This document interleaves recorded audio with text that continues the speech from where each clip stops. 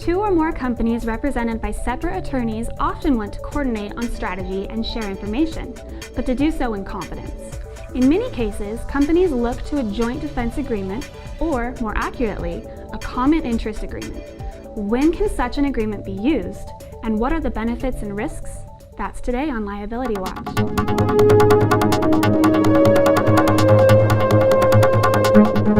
Welcome to Liability Watch. I'm Susie Higbee. A common interest agreement can be useful, but courts don't uphold them in all situations. When do they work? How much protection do they offer? And what risks do they entail? Today we will hear from Chip Magid, a product liability attorney at Dorsey & Whitney, LLP. He'll discuss the hows and whys of common interest agreements. Chip? Thanks, Susie. A common interest agreement, sometimes called a joint defense agreement, although the principle applies equally to plaintiffs working in common and to parties not in litigation, is a means of extending the attorney-client privilege in the work product doctrine to two or more parties, represented by separate counsel, who wish to work together toward a common legal goal in confidence. To work, four conditions must be met. The parties must have a common legal interest. The parties must intend to keep communications amongst themselves confidential. The underlying communications must themselves be subject to the attorney-client privilege or the work product doctrine. And finally, the communications must be among lawyers for the parties, not the parties themselves. Those elements deserve a bit more explanation. First, the parties must have a common legal interest. It is not enough that Party B has an economic interest in the outcome of Party A's litigation. So, for example, just because two parties have an interest in the same outcome of litigation or regulatory action, they don't necessarily have a common legal interest. The courts are all over the map in terms of how common the legal interest has to be. Some courts say that the legal interest has to be identical. Other courts say nearly identical or substantially similar. The legal interest usually involves litigation, but not always. It can apply in the transactional context. And in the case of litigation, the litigation can merely be threatened or anticipated. It doesn't have to be extant.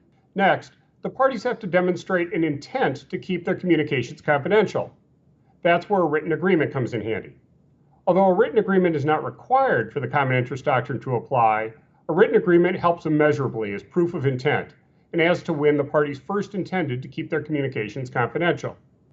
Third, the common interest doctrine does not establish a separate privilege. Any communications must qualify for the attorney-client privilege or the work product doctrine to remain confidential. The only difference is that disclosure within the common interest group is not considered a waiver. Consequently, purely business advice will not be protected by a common interest agreement. Finally, the communications have to be among the parties' lawyers, not the parties themselves. In most cases, the parties can be included in the discussions, but communications solely among non-lawyers do not qualify for common interest protection. There are a few special considerations worth noting. The law concerning the extent of the common interest doctrine varies widely by jurisdiction. If you're going to enter into a common interest agreement, and particularly if you're going to specify the applicable law, make sure you know what that law is. A common interest agreement will protect documents and information from disclosure to third parties. But absent a specific agreement to the contrary, if the parties to the common interest agreement later turn on each other, the information is not privileged as between the parties themselves. A common interest agreement is generally not discoverable, but the fact of such an agreement is discoverable and is admissible to show bias. Finally, a common interest agreement can create an implied attorney-client relationship. It's important that any agreement make it clear that each party is represented by its own counsel and that the agreement disclaim any creation of any fiduciary or attorney-client relationship. A common interest agreement can be an extremely useful tool in multi-party litigation. Done right, it can make litigation more efficient and less expensive. But pay attention to the details and make sure that you don't inadvertently create a relationship that you don't intend. Thanks, Chip.